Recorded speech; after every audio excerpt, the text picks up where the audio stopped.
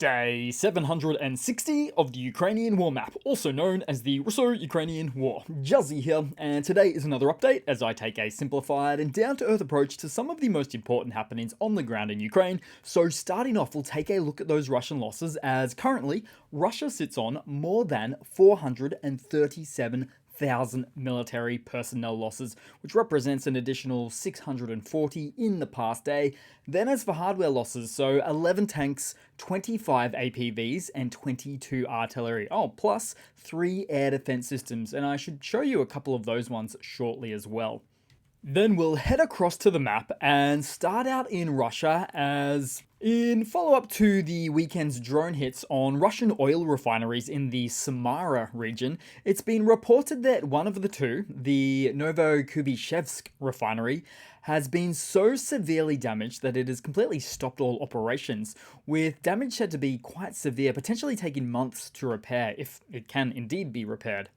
And as for footage, we also saw what is clearly one of the Ukrainian-made Luti drones, with footage of this event, from the weekend of course, flying over the refinery there, which actually has a passing resemblance to the Turkish-made Bayraktar's TB2 drones, with its V-tail, that's sometimes also referred to as a butterfly tail.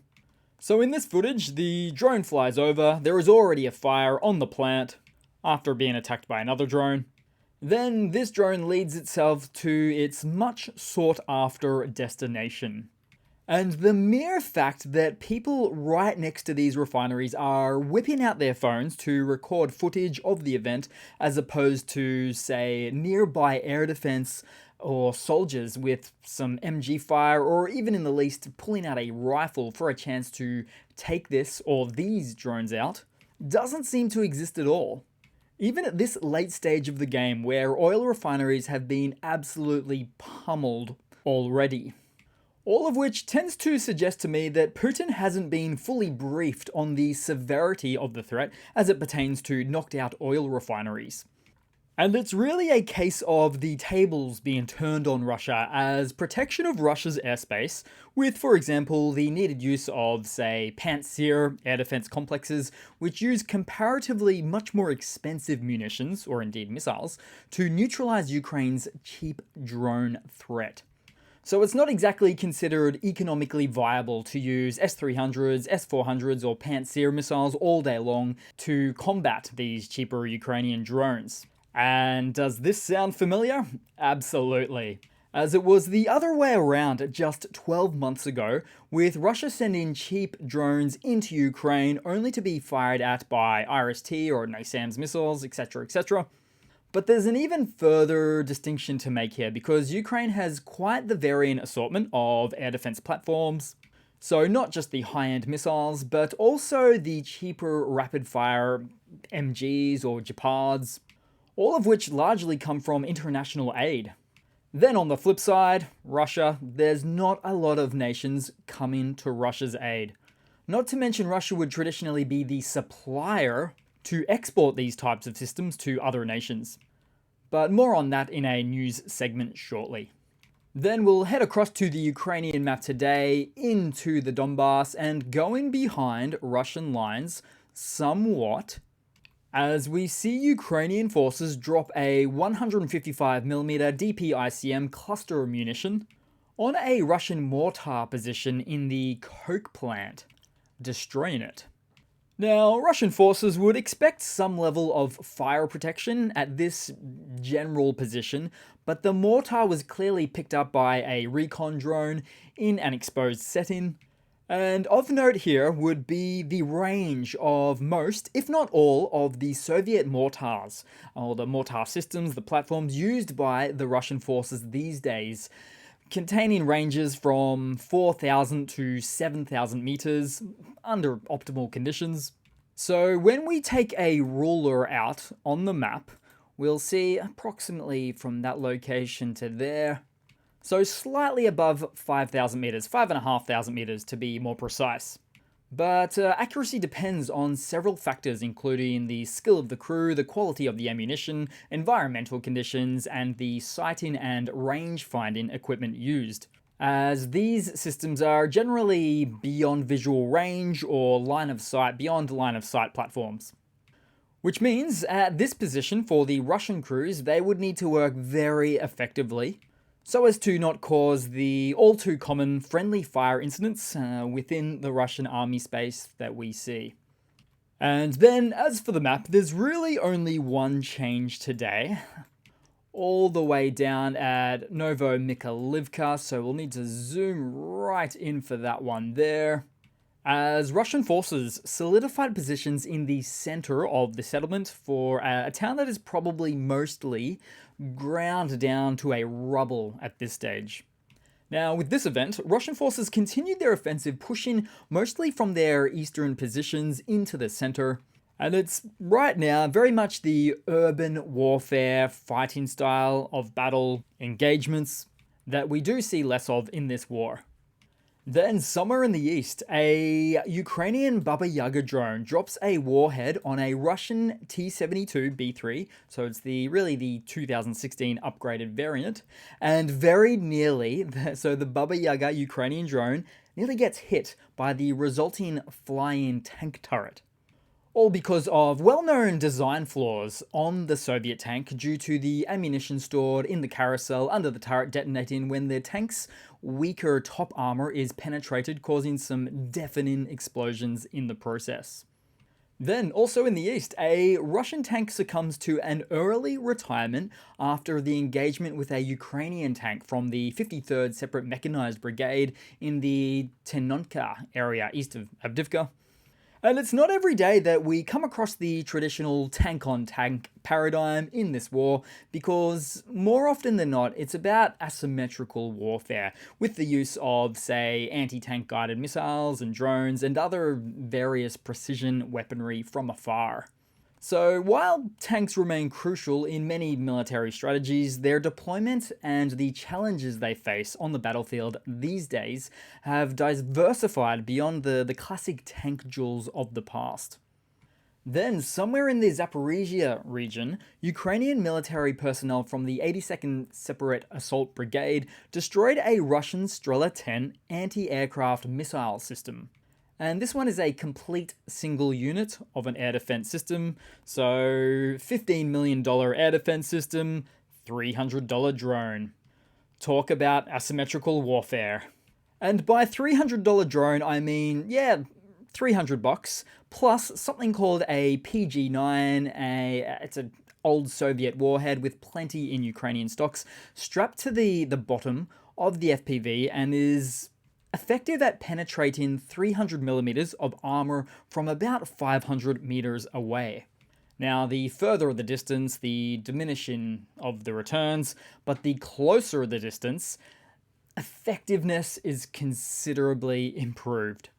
Then headed south, because in follow-up to yesterday's Ukrainian strikes on Russian military assets within the Crimean Peninsula, some satellite imagery has emerged showing some of the handiwork performed by the Storm Shadow cruise missiles in the destruction of the communications HQ of the Russian Black Sea Fleet.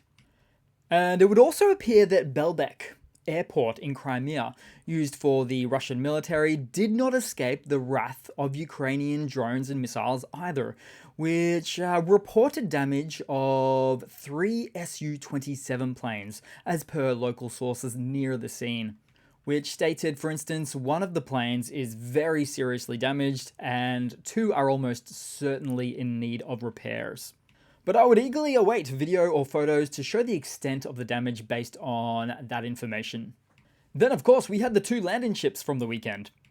And so commercial satellite imagery has its limitations, so it makes it difficult to ascertain the full extent of the damages, though the ships were not sunk. And the second ship, the Yamal, shows scorch marks on the pier next to the ship itself. There could be damage not visible to rudders and prop struts and shafts if a large explosion occurred under the pier, but only time will tell. But then also from a Crimean standpoint, this morning Russia attacked the Ukrainian capital of Kyiv with 2 ballistic missiles from the territory of Crimea, of course, both missiles of which were destroyed by the Ukrainian air forces. And an event like this, or an incident, is quite common for Russia to do. After a large number of sustained missile salvos they send from previous days after their, for instance, retaliation strikes, then shortly after that we usually see a much smaller flurry of fire of missiles sent by Russia to generally little effect, almost like blowing off the rest of their steam. And hey, during this back and forth exchange of missiles and drones between the nations from yesterday the 24th, as it so happened, a Russian missile violated Polish airspace, according to Polish Foreign Ministry, whereby the cruise missile entered Poland's airspace for about 39 seconds, of course on its east side. And now, Poland demands explanations from Moscow regarding this incident.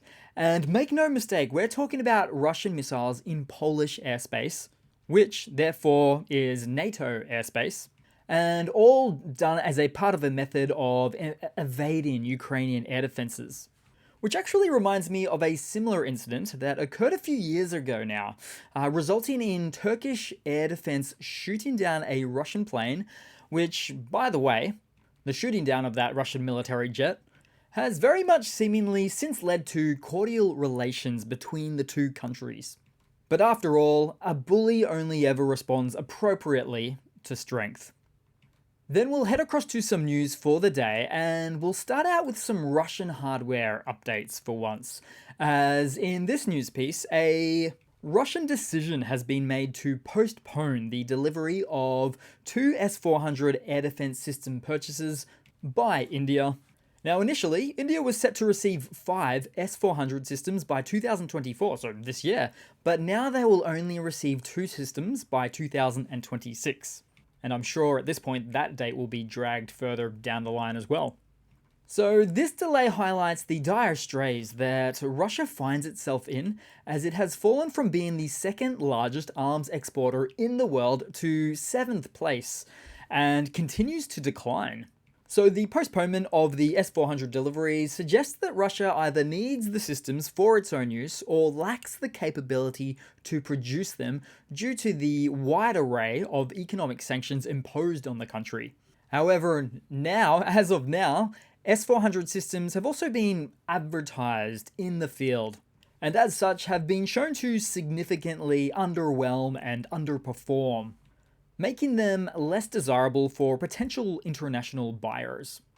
So Russia has utterly decimated their own export market. Everything is going according to plan. Then in some other news, Russia's crucial oil export industry, which funds the Kremlin's activities in Ukraine, now faces challenges as Indian refiners reject tankers owned by state-run entity Sovcomflot due to sanctions.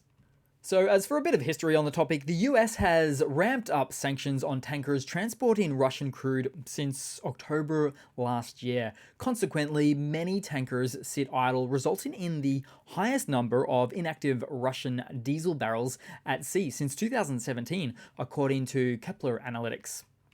While it won't eliminate circumvention, it will increase shipping costs and price discounts for Russian oil. Then headed across to a funny to round it all off of today, guys. So a Belarusian immigrant living in Lithuania bragged on social media recently how he hates Lithuania, hates Lithuanians who don't speak Russian with him, and how he won't learn the language, and how he's there just for the Schengen visa. Well. I'm sure we all have a suggestion for this guy. So the good news for this young man is that the Lithuanian immigration department put an end to his misery, cancelled his visa, and sent him home. See, everybody's happy now. How I love a happy ending. So that's it for today, guys. Thanks for watching. Please continue to like and comment, and I do hope to see all of you guys there in the next one. Cheers.